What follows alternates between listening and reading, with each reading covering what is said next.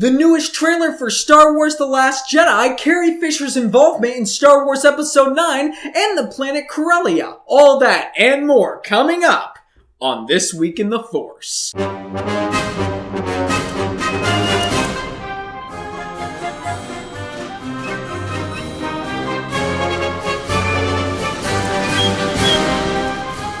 Welcome one and all to this week's episode of This Week in the Force. For those of you who are new, this is a weekly show where each Wednesday morning I go through a list of articles that are found on Star Wars Newsnet, and then I give you my opinion on them and what I think they mean. And then I turn to you and ask you what you think about them, so we can get a conversation started. And now, with no more hesitation and the Force behind us, let's get this thing started. And our first topic of discussion is, there was a new trailer to Star Wars The Last Jedi! Yes, that was a bit of an overreaction, but I'm a giant Star Wars fan, and this trailer is not only a great trailer by Star Wars standards, but it is a great trailer in general. First of all, it doesn't really give you anything major about the plot. It just shows you some of the situations that are going on, some of the situations that the characters are in, where Finn is, where Rey is, where Luke is, and it's pretty obvious that Luke's going through some pretty dark stuff in here. But of course, besides the awesome action and the training sequences that we get with Rey and Luke, we also get the cuteness that is Chewbacca and a Porg flying in the Millennium Falcon. A little bit of insight and enough to get people starting to speculate. That's what makes this trailer so freaking great. And with every new piece of marketing that comes out, Rian Johnson has made Star Wars The Last Jedi look like it's going to be the one Star Wars film to top The Empire Strikes Back. And let's pray that that happens. Next up, besides the trailer, we got a new poster for Star Wars The Last Jedi. And in all honesty, if you look right here on screen, all of these characters within the poster and how the poster is constructed, the way the color schemes are put together, this is one of my all-time favorite movie posters. It certainly shows that Star Wars The Last Jedi is going to take a bit more of a more adult and a more darker tone than some of the other Star Wars films we have gotten in the past. And now for some sad news when it comes to Star Wars Episode 9, and particularly Carrie Fisher's involvement with her. As you guys know, or if you don't already know, at the very end of 2016, we lost our beloved Carrie Fisher, we lost our beloved Princess Leia. And Mark Hamill paid a beautiful tribute to that during this year's Star Wars celebration. If you haven't seen it, I'll put a link in the description. Please go watch it. But Mark Hamill has come forward to say that Carrie Fisher's Princess Leia was supposed to be a more significant part of Episode 9. Which, if you think about it, it makes sense. Princess Leia, or General Leia at this point, lost her husband to her son. Her son turned to the dark side, and she's still on a quest to try to bring him back, while also trying to find her brother Luke.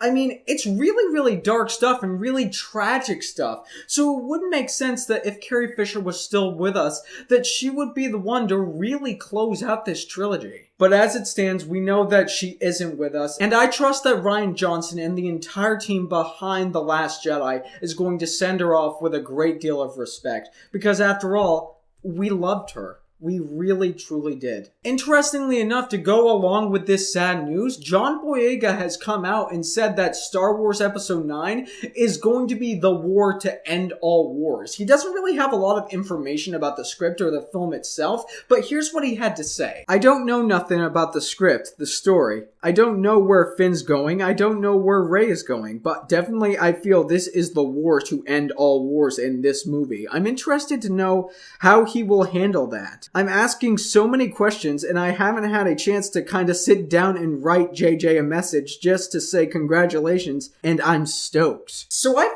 that really interesting, because from what John Boyega says, he's just going from a gut feeling here. And I trust him, because after all, John Boyega, he's a really great actor, he's a giant Star Wars fan, so I tend to believe him when he comes up with stuff like this. And in all honesty, my gut is telling me the same thing. Star Wars Episode 9, no title, no description of it yet, but it is going to be epic. Speaking of epic, we gotta talk about Ron Howard and what he posted on his Twitter account. Because earlier this week, Ron Howard put a picture of himself along with screenwriter John Kasdan around a little campfire that was inside of an R2 unit that had its head removed. And in this picture, his tweet said, "Those Corellian nights get a little chilly. Screenwriter John Kasdan and I try to keep warm. Hashtag untitled Han Solo movie." Now, I think this is just plain awesome, because if we know anything about Han Solo through the years that we have learned stuff about him, it's not only Tatooine, but his home planet of Corellia is something very, very special to him, because it's where he got his start, and it's really what made him who he is today. Besides, of course, you know, the mentorship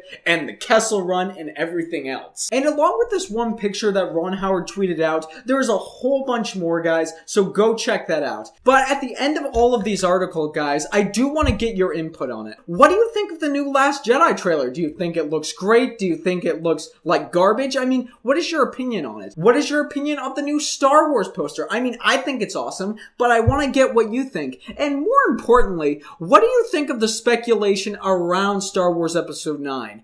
Do you think it's going to be an epic spectacle to behold? Do you think J.J. Abrams is going to do a great job with it? Or do you think J.J. Abrams, as his history has shown, is going to fail to conclude this epic trilogy of movies? Let's get a conversation going. But besides the main articles we've talked about, I have to recommend a couple of things. If you guys don't already know, the multiplayer beta for Star Wars Battlefront 2 came out on Friday, October 6th. I was able to download it, and I am telling you guys, this gameplay is insane. Not only is it a great amount of fun, not only is it a great way to experience the world of Star Wars before The Last Jedi comes out, or even before the full game of Star Wars Battlefront 2 comes out, but right from this gameplay, you can see that EA has taken all the criticism and all the feedback from their fans and have made things 10 times better from the original Battlefront game. In this multiplayer beta, you get two modes. You really get a galactic assault mode where you're on the ground either as a droid or a stormtrooper trying to capture a certain area, or you can head off into space in either an X-Wing or a TIE fighter or a bomber or what have you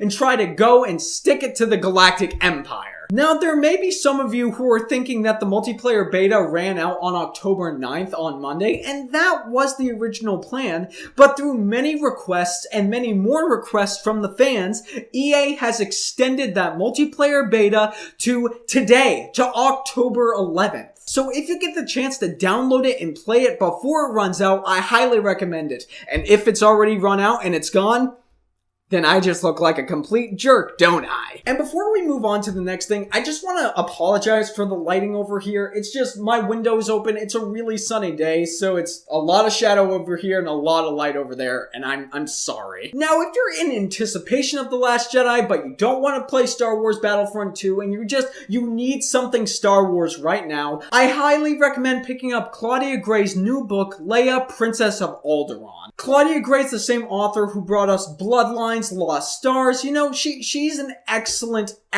writer, especially since she knows so much about the world of Star Wars. And Leia, Princess of Alderaan proves one thing, and it's that Claudia Gray is one of the best writers of Star Wars canon we have today. She's done it again. This book gives you some insight, not only of how Princess Leia was brought up, but how life was like on Alderaan before she went into the rebellion. And of course, considering this is a book about Princess Leia, this shows her journey of how she discovered the rebellion and how she got into it. So if you get the chance to read it, it's not just a great Star Wars book, but I highly recommend it just as a really great book. And before we go, guys, I just want to give a big thank you to you all for showing up, for your comments, for your constant support, because after all, this show is made for you. But if you've got any questions or statements you'd like to make about any of the articles that we've talked about here today, head right over to Twitter or leave a comment down in the comment section below so we can get a conversation started and spread our love of Star Wars. More importantly though, if you're new here, don't be afraid to press that subscribe button and tap the bell notification so you can know when more content and more specifically new episodes of this show will be up on the channel. And as always, I hope you have a fantastic rest of your day. May the Force be with you, and I'll see you all next week.